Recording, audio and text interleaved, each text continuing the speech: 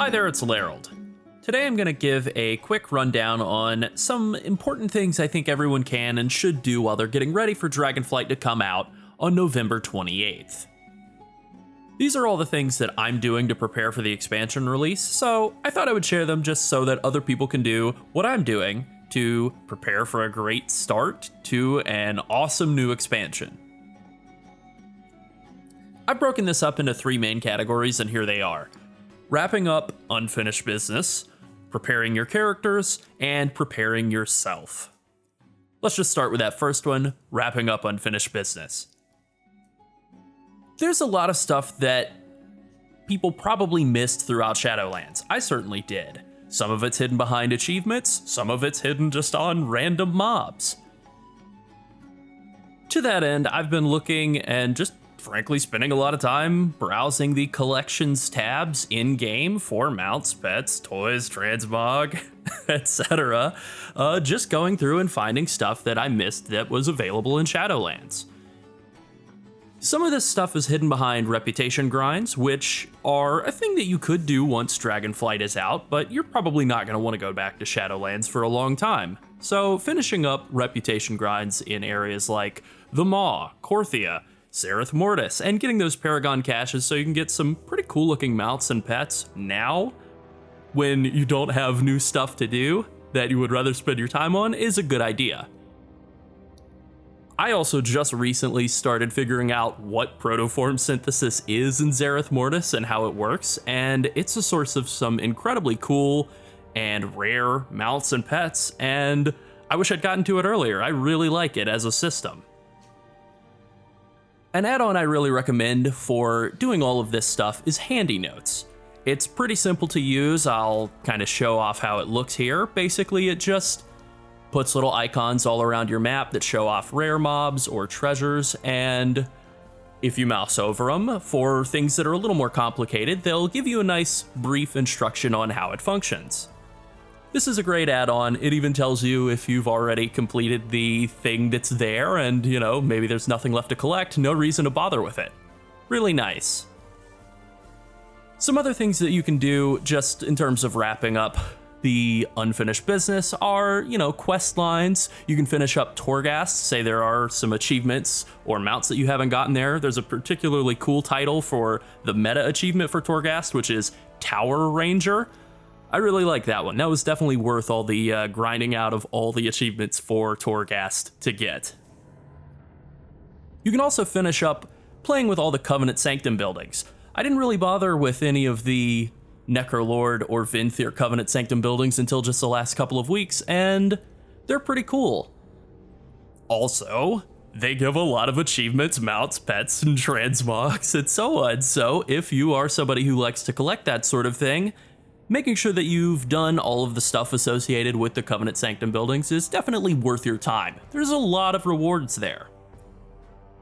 Now, not everything that revolves around getting cosmetic stuff comes from Shadowlands, obviously. There are tons of old raids, island expeditions, and just content from past expansions that's worth exploring and farming out to get that cool looking cosmetic stuff. I think one good example of this that I'm looking toward doing is leveling allied races to get heritage armor for all of the races that are available instead of just the ones that I'm playing right now. It would be nice to have the Koltir and heritage armor unlocked, just in case I ever want to make a nice looking fat guy. The second big category is preparing your characters. And I think the first thing to do here is to pick your main for the new expansion. I'm still in the process of doing this myself. It can be pretty difficult as far as decisions go. A new expansion is the best time to make a main swap. You really have a couple of options here. You can try something new, you can stick with what you know, or you can try something that's, flavor of the month. I think a lot of people tend to push back on flavor of the month choices because, I don't know, I guess they want to be contrarian, but I actually think that playing the flavor of the month class is underrated. Support for it is really high. Everyone has a pretty decent understanding of what the spec is capable of doing. It makes other people more likely to want to play with you if you're playing a spec that's generally regarded as strong. It feels good to be the strong guy who's carrying other people, and it definitely doesn't feel good to have chosen the wrong class and be told, no, you can't join my group because you're playing insert the name of a bad class here. While you're doing that, you can also level up some alts. Alts are a really good spot to get creative, whether it is playing an off-meta spec that's maybe something a little more fun and out there, or if you are one of those people who is dedicated to playing a single main, playing something that is more of a flavor of the month spec, so you can still get a sense of what everybody else is kind of gravitating towards. Choosing what you're going to play as your main and your alts can be difficult, and playing around with several characters now is a good way to get a better idea of what you might prefer in Dragonflight if you're having any kind of second thoughts, any sort of doubts. Once you've made a decision, you should spend some time making sure the characters you're going to prioritize are decently geared. Now, having super high min-maxed 307 item level for leveling isn't a huge deal. It helps a bit to have, a decent amount of item level, especially early on, 252 plus, but it's not critical. You are going to replace the gear anyways, but getting off to a smoother, faster start will make the whole process a lot easier and hopefully make the launch a lot more fun. Now, if you're already in a comfortable place in terms of gear, you should still spend some time practicing on your characters. Things have changed a lot with the 10.0 patch. There are lots of new talents, lots of new powers available, new combinations of old powers, old stuff coming together in ways that feel new and unfamiliar. Getting some time in, practice makes perfect. Getting some time in practicing will give you a lot better start to the new expansion. The pre-patch is a great time to get comfortable with the new talent trees and the new playstyles in a low-pressure environment. This is also a great time to try learning some new specs and maybe play something outside of your main role.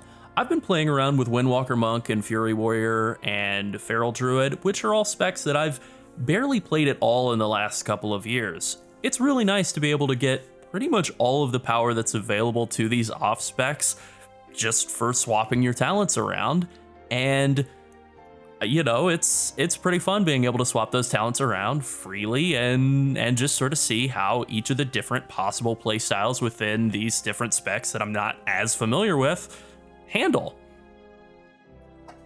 Another really important tip here is to get your professions ready. Professions are going to be a really big deal in Dragonflight, and having multiple characters that cover a variety of professions is going to be a fantastic way to make gold. Gold is great, everyone loves it. Taking a little bit of time now to figure out which characters you want to cover which professions can save you a lot of time once Dragonflight is out, and you want to be spending all the time that you can in Dragonflight just going, instead of stopping, thinking, and unlearning professions. And last in this little section, November 15th brings Phase 2. There are a few really fun things to do in Phase 2. First, and obviously most important, is to make an Invoker. It's new. Everyone's gonna do it. They're dragons. They're cool. They breathe fire. They cast spells. They're a mail-wearing class. They're super mobile. That's all really neat. I have specifically been saving November 15th for my first look at Evoker. I haven't even made one or played with one at all in the beta, and I'm really excited to see what's going on with the class. It looks very fun. In addition to that, there are pre-patch storm events. These will be events happening all around Azeroth. There are rewards for everyone, whether you're just looking to get some 252 catch-up gear for alts or new and returning players. There are achievements. There's a Feat of Strength achievement, there is a toy, and there is an heirloom trinket. So something for everyone.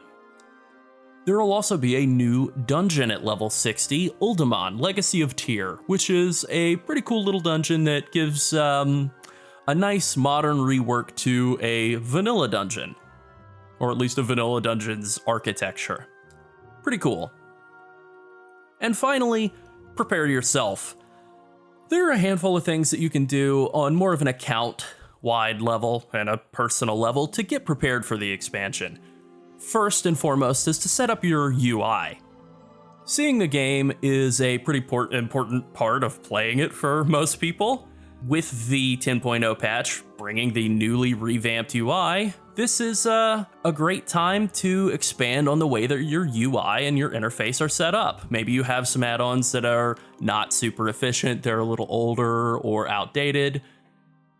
Maybe there are add-ons that you have that are going to be discontinued and no longer be updated, such as Dominoes, which was a great action bar add-on, but the developer decided that they didn't really want to compete with the default UI or just didn't want to work on the project anymore. Okay, no problem.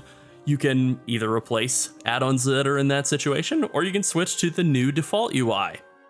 You can find our video detailing how to set up the default UI and a profile for the setup I have here in our UI video, and there will be a link to that in the pinned comment for this video. With the new talent systems, there have been lots of expansion of the classes. I mean, I look at Brewmaster Monk as my prime example. I think I've had to add like 6 new keybinds. So I've really had to make a lot of new macros, make a lot of new weak auras. I've had to figure out new keybinds just within my setup of my keyboard. My hands have had to learn. I've had to make my brain work differently. That's definitely an important part of preparing for the expansion. And it's something a bit of a growing pain I want to get over now, rather than once the new raid is about to come out and I realize like, oh, I'm actually not that comfortable with using this ability on cooldown because I'm not tracking its cooldown.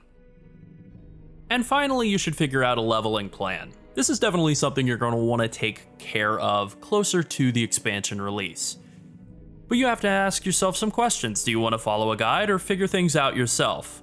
Are you going to try to be one of the first people on your server to hit level 70? Or do you want to stop and smell the roses along the way? Maybe you won't even have time to level on day 1. Or you don't want to fight with other players for quest mobs and you just want to make a fun weekend of it instead.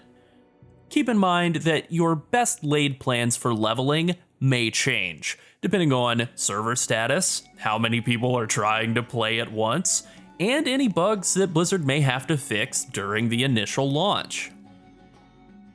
Alright, I am really excited for Dragonflight. The new talent trees are great, the classes are so much fun to play right now. I can't wait for Phase 2 of the pre-patch to bring a new class, and for the expansion release to bring an amazing new world for everyone to get out there and explore. I hope this video helps you get prepared for the new expansion, and just as important, I hope it helps you get as hyped up for it as I am. Thanks for watching, like and subscribe, etc. Bye.